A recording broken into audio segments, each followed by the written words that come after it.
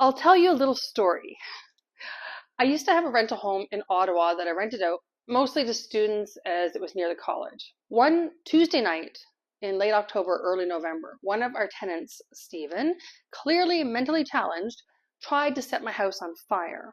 He poured gasoline from the upstairs all the way down to the basement. Every floor was covered in all the hallway areas.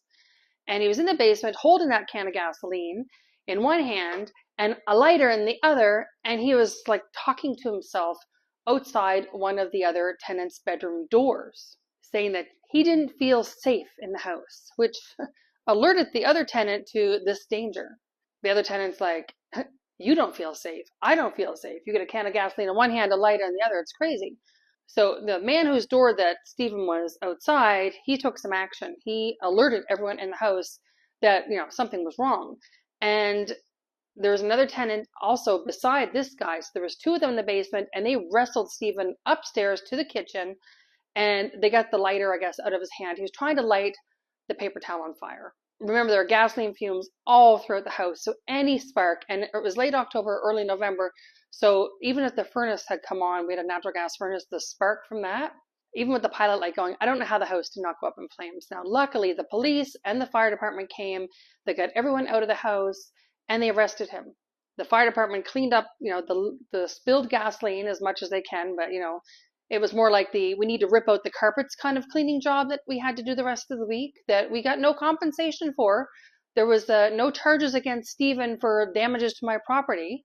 We absolutely get nothing out of this. Everyone was safe, and the police actually put them in hotel rooms for that night, and they took Stephen to jail for the evening. Now, the next night, he was released on bail.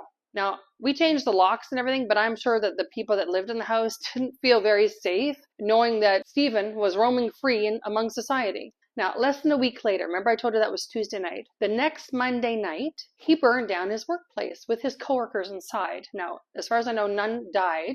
Everyone got out okay. They were very lucky, but the place burned to the ground. And this was in 2018. Now, do you think it was fair to the workplace? It was a Wendy's to be burned to the ground. Don't you think it would have been better and safer for everyone if they would have just kept him in jail instead of letting him go out and try to burn more stuff down? Trying to burn down my house is enough of a crime to stay in jail, right? Isn't it? Especially with people inside, like attempted murder or something. Canada has gotten way softer on crime than it was 7 years ago. Now you can rape people, assault children in their homes at night, break into homes, steal cars, whatever you want, and you're released almost immediately.